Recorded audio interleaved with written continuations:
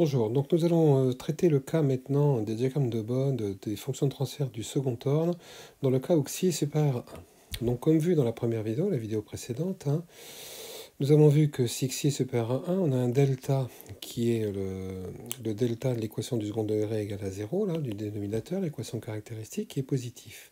Nous avons donc deux pôles réels. Donc l'étude de Bode va être assez simple, puisque nous allons pouvoir écrire la fonction de transfert comme étant le produit de deux fonctions de transfert du premier ordre, avec les deux pôles réels qui seraient donc moins 1 sur T1, moins 1 sur T2. Alors petite remarque, si on développe le dénominateur, nous obtenons 1 plus T1P plus T2P, donc je factorise, plus T1, T2, P carré. Alors si on compare ceci avec la forme canonique, pour identifier xi et oméga 0 et oméga 0, on en déduit immédiatement, puisque ça on aura l'utiliser tout à l'heure, que oméga 0 c'est 1 sur racine de T1, T2.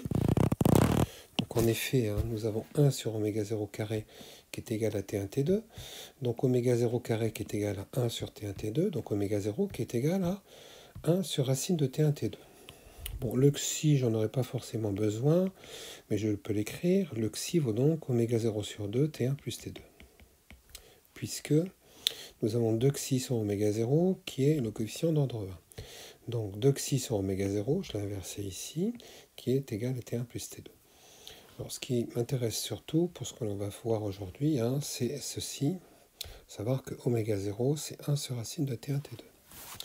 Alors pour étudier ce diagramme de Bode, nous allons donc écrire la fonction de transfert, j'écris en noir, donc h de p, sous la forme de, tout d'abord, un gain, k, ensuite un premier ordre, donc 1 sur 1 plus t1p, puis ensuite un deuxième premier ordre, donc 1 sur 1 plus t2p. J'aurais pu écrire k sur 1 plus t1p, fois ça, bon là je l'ai détaillé en trois fonctions. Alors comme vu précédemment, les valeurs remarquables, alors pour un premier ordre, ici, donc pour ne pas avoir à le redémontrer à chaque fois, comme c'est sous sa forme canonique, on sait que la cassure est à 1 sur T2, puisque c'est sous la forme 1 plus T2P. De la même façon, le premier ordre bleu, nous aurons une cassure oméga C1 qui sera 1 sur T1. Et pour le proportionnel, K, nous avons tout simplement une valeur remarquable qui est 20 log de K ou 20 log de K ou KdB. Donc voilà les trois valeurs remarquables. Alors, pour étudier ceci et le tracer directement, nous allons, donc je vais le repasser en noir, nous allons tracer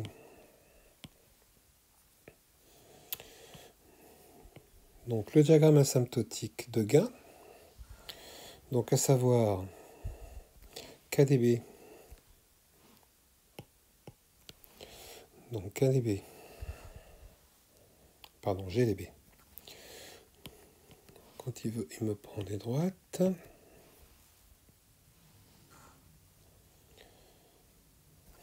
Voilà. Donc nous allons étudier tout d'abord donc GdB en fonction de oméga sur une échelle logarithmique.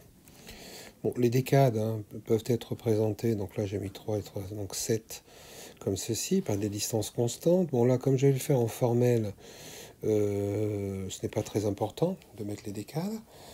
Et donc aligné en dessous, nous aurons donc la phase en fonction de oméga.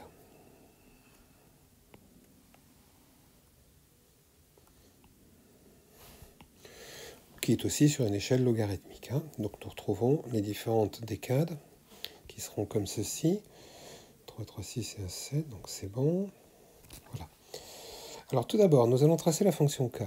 Donc pour la fonction k, tout simplement, comme vu précédemment, nous avons tout d'abord KdB. Donc je vais prendre un gain assez important, comme ça. Donc KdB, donc, qui est le gain du proportionnel, donc KdB. Et pour un proportionnel, l'argument est nul, donc la phase est nulle. Donc ça, c'est donc le diagramme de Bode de KdB. Si ensuite je passe 1 sur 1 plus T1P, nous allons avoir la valeur remarquable, donc 1 sur T1, que je vais de façon tout à fait aléatoire mettre ici. Donc première cassure. Donc avant 1 sur T1, nous avons donc un gain nul, et ensuite donc une pente de moins 20 dB par décade, que j'ai qualifié de pente de moins 1. Pour la phase, faisons-le en même temps. Nous retrouvons 1 sur T1 ici. Donc avant une phase nulle. Bon, le bleu va cacher le rose. Hein. Et ensuite, nous allons avoir un déphasage de moins 90 degrés. C'est un premier ordre. Avec un point de passage qui est à moins 45 degrés ici, pour la courbe réelle. Donc ça, rien de nouveau. Hein, c'est le diagramme de Bode d'une fonction de transfert du premier ordre. Et nous avons ensuite le vert qui est à 1 sur T2, qui de la même façon, donc je vais tracer par exemple 1 sur T2 ici. Voilà. Nous allons avoir exactement la même chose, hein, donc un gain nul avant. Et ensuite, une droite parallèle. Hein. Donc j'avais fait à peu près 5,2 pour les carreaux. Donc 5,2, donc voilà à peu près ça, pour avoir des droites parallèles. Avec une pente de moins 1. Nous avons ensuite pour la phase exactement de la même façon, avant nul. Bon, je ne vais pas aller jusqu'à l'origine, la pseudo-origine pour cacher bleu. Et ensuite, un déphasage de moins 90 degrés. Bon, là, je vais tricher un tout petit peu. Hein, je vais le décaler un tout petit peu pour ne pas cacher le bleu. Mais normalement, les deux courbes sont superposées. Hein. Voilà. Donc si maintenant, nous voulons tracer, donc je vais le faire en noir, le produit des trois, il suffit de sommer ces trois fonctions. Donc je vais le mettre en noir, je vais le faire en trait un peu épais. Hein. Donc tout simplement, avant 1 sur T1, nous n'avons que la courbe rose. Donc avant 1 sur T1, nous avons uniquement la courbe rose. À partir de 1 sur T1 et jusqu'à 1 sur T2, nous avons la courbe bleue. Donc il suffit tout simplement de recopier la courbe bleue qui va s'ajouter. Donc la pente de moins 1, j'avais fait donc 2 carreaux, 5 carreaux, 2 carreaux, 5 carreaux. Voilà. Et après, les deux pentes ici vont s'ajouter. Donc nous aurons une pente de moins 2, c'est-à-dire une pente de moins 40 décibels par décade. Donc à partir d'ici, nous aurons une pente de moins 2. Alors la pente de moins 2, pour 5 carreaux, j'en mettrai 4. C'est le double de l'autre, et voilà. Donc nous avons une pente de moins 2 et une pente de moins 1. Donc voilà le diagramme de Bode, un système du deuxième ordre, qui tout simplement est constitué de deux cassures. Donc la première cassure à 1 sur T1, la deuxième cassure à 1 sur T2. Pour l'asymptotique de phase, nous allons donc avoir tout d'abord, donc le rose n'intervient jamais, donc tout d'abord le bleu, qui est nul. Ensuite, toujours le bleu, jusqu'à 1 sur T2. Et après, bleu et vert vont s'ajouter pour arriver à moins 90 degrés. Donc, 6 carreaux, là, et nous aurons donc le moins 90 degrés. Pardon, pour 2 fois moins 90, donc moins 180 degrés. Donc voilà le diagramme de Bode d'un système du deuxième ordre. Si on trace les courbes réelles, donc là, je vais le mettre en moins épais.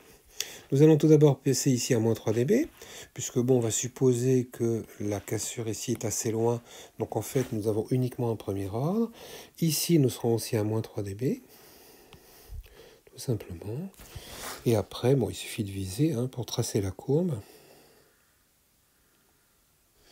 Et nous avons cette magnifique courbe, bon, qui, comme pour le premier ordre, on s'aperçoit que le diagramme dit asymptotique de Bode est une bonne hypothèse, que la courbe réelle est pratiquement toujours, pas collée, mais très proche des asymptotes. Pour la phase, Alors, si 1 sur T1 et 1 sur T2 sont assez éloignés, on passera évidemment à moins 45 degrés et à moins 135 degrés. Bon, après, valeur remarquable. Alors, tout ceci étant symétrique, il est relativement évident que là, alors j'ai combien? J'ai 3, j'ai 8 carreaux en fait. Hein. Donc, on va passer au milieu, donc ici. Et on sera à moins 90 degrés. Donc, ça veut dire qu'en fait, la courbe réelle va ressembler donc à ceci.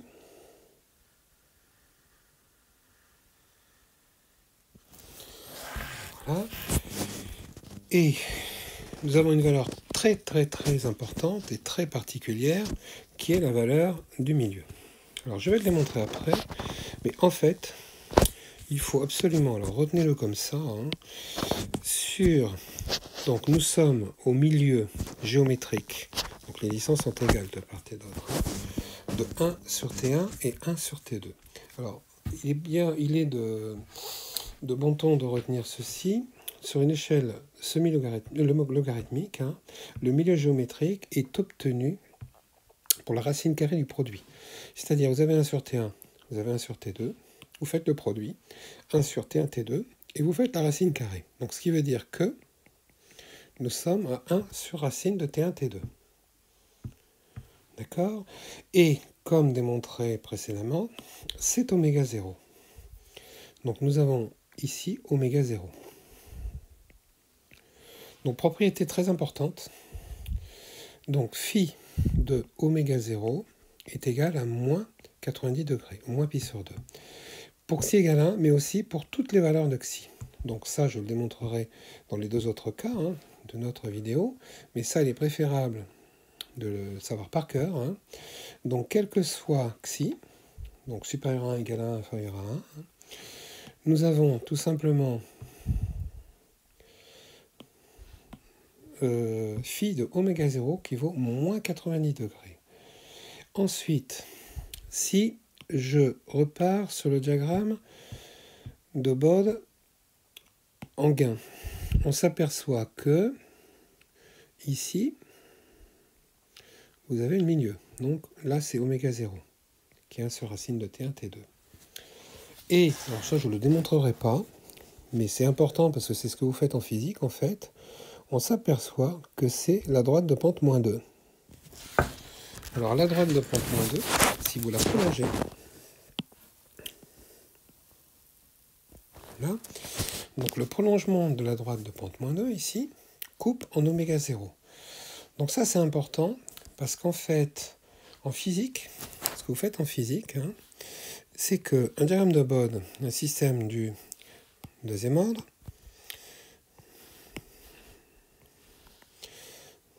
donc souvenez-vous ce que vous avez fait en physique, hein, vous faites ceci. Vous faites KdB, et à partir de oméga 0, une pente de moins 2, directement. Donc ça, c'est en oméga 0. Donc c'est ce que vous faites en physique. C'est-à-dire, vous faites celui-là. Et vous n'avez pas les deux cassures. Et vous voyez bien que si vous faites ça, bah, le Bode, en fait, il est assez éloigné. Hein, le Bode réel, hein, il est très éloigné des asymptotes. Donc c'est pas une trop bonne hypothèse. Bon, ce qui n'est pas gênant, parce qu'en physique, vous vous placez à droite pour les hautes fréquences, à gauche pour les basses fréquences, et vous ne faites pas la zone centrale. Donc, première différence entre ce que vous faites en physique et en ici, hein, différence importante. Hein. Nous, il est très important de mettre les deux cassures, parce que souvent, on va se placer dans la zone centrale. D'accord? Donc voilà un diagramme de Bode relativement évident, facile. Nous allons maintenant démontrer quand même le 1 sur racine de T1, T2. Donc pour ceci, bah, il faut revenir aux équations. Hein. Donc si je reprends les équations que j'aurais dû écrire au départ, hein, qu'on n'a pas écrit, donc je les écris maintenant. Donc HdB, c'est 20 log du module de la fonction de transfert complexe. C'est-à-dire qu'ici, on va mettre dans la fonction de transfert, qui, alors on ne va pas s'embêter, hein, c'est K sur 1 plus T1P, facteur de 1 plus T2P. Donc, ce qui ferait 20 log de K sur racine de 1 plus T1 carré, oméga carré, 1 plus T2 carré oméga carré. Bon, ça ne sera pas utile, mais c'est avec ceci qu'on démontrerait justement l'intersection des deux asymptotes en oméga 0, hein, en faisant l'équivalent à l'infini. Vous allez trouver l'équation de la droite ici, hein, et prouver ce point. Vous pouvez essayer de réfléchir si vous voulez. Je le ferai dans le cas xi égale 1. Alors ensuite, la phase, parce que l'équation de la phase va m'intéresser. L'équation de la phase, c'est tout simplement 0 pour k, et ensuite moins arc tangente de T1 oméga pour le premier ordre, moins arc tangente de T2 oméga pour le deuxième premier ordre. Alors si on veut prouver ceci, c'est-à-dire qu'en oméga 0, j'ai bien une phase de moins 90 degrés, il faut résoudre donc l'équation phi d'oméga est égal à moins 90 degrés. C'est-à-dire moins ça est égal à moins ça. Je multiplie tout par moins 1. Nous avons donc à résoudre l'équation arc tangente de T1 oméga plus arc tangente de T2 oméga égale 90 degrés. Donc normalement, hein, vous avez moins, je les ai déjà enlevés. Alors ces équations sont des équations assez classiques à résoudre, hein. Il suffit tout simplement, pour la résoudre simplement, d'appeler la première arctangente A, d'appeler la deuxième arctangente B, et de faire la tangente de toute l'équation. Donc formule de trigonométrie, hein. Tangente de A plus B, c'est tangente A. Tangente de arctangente, la fonction disparaît, donc il va rester uniquement T1 oméga, plus tangente B, donc T2 oméga, sur, donc formule de trigo, 1 moins tangente A, tangente B. Donc il faut faire donc, le produit des deux. Égal à tangente de 90 degrés, donc là on a un petit souci, puisque tangente de 90 degrés, c'est l'infini. Donc on passe aux limites, on dit que ça doit tendre vers l'infini. D'accord? Alors pour que ceci tende vers l'infini, il suffit tout simplement que les dénominateurs tendent vers 0.